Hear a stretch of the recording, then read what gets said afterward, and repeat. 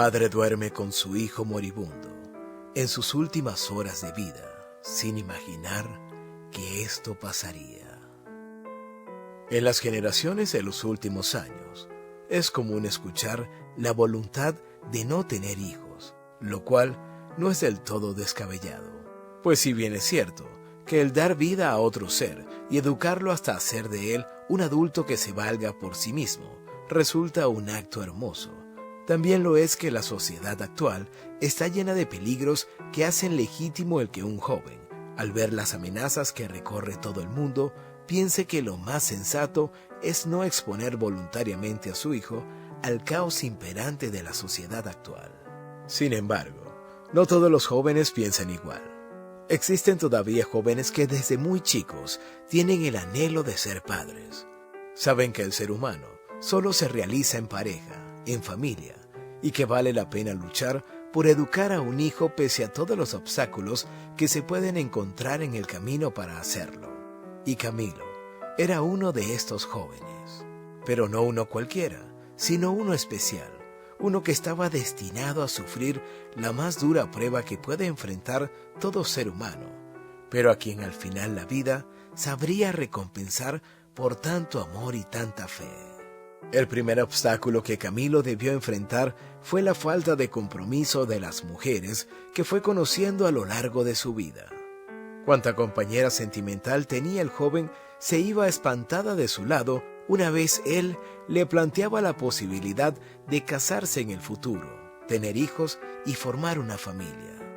No importaba la coincidencia de gustos y estilos de vida que pudiera tener con su novia de turno o el tiempo que llevaran juntos. Una vez Camilo tocaba el tema del matrimonio o de los hijos, las relaciones finalizaban inmediatamente.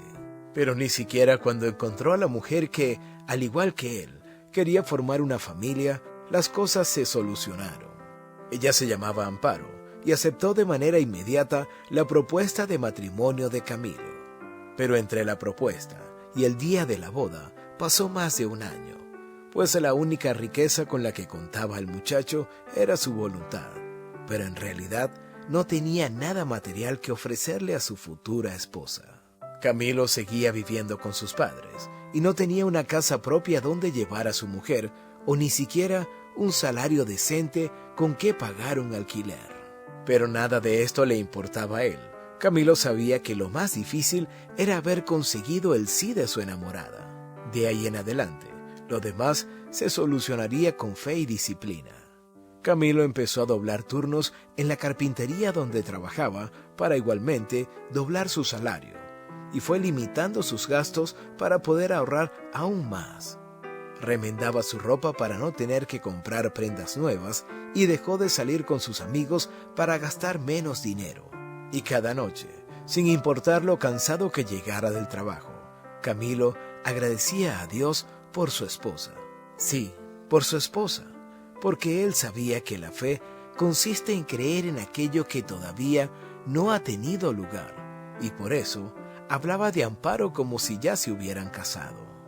Poco más de un año después, el esfuerzo de Camilo dio resultado. Pudo casarse con Amparo en una boda sencilla pero feliz. Los ahorros le permitieron incluso tener una luna de miel en la playa, y al regreso se fueron a vivir a un pequeño apartamento de alquiler. Todo parecía estar saliendo tal y como Camilo lo había planeado siempre. Pero tras un año de matrimonio, fue evidente que las cosas no andaban bien. Y es que, aunque Camilo y Amparo tenían relaciones de manera regular, al cabo de ese tiempo, ella seguía sin quedar embarazada. Como los deseos de ambos de formar una familia eran tan grandes, al principio se negaron a aceptar lo evidente. Hicieron creer que simplemente habían tenido mala suerte y que era cuestión de seguir intentando. Pero llegó el momento en que no se lo pudieron negar más. Era evidente que alguno de los dos tenía problemas de infertilidad. Pero si Camilo y Amparo creían que las cosas parecían no poder empeorar más, estaban muy equivocados.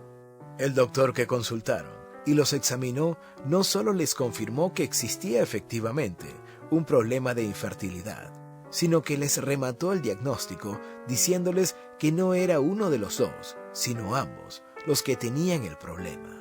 Por si fuera poco, el tratamiento no era cubierto por el seguro médico y resultaba profundamente costoso. Amparo se sintió desfallecer. Supuso que aquello era el fin de sus sueños de tener familia, pues consideraba imposible que ellos se pudieran permitir aquel gasto. Pero Camilo, una vez más, confió en su disciplina y en su fe. Fue ahorrando pacientemente el dinero que ganaba en sus dobles turnos en la carpintería.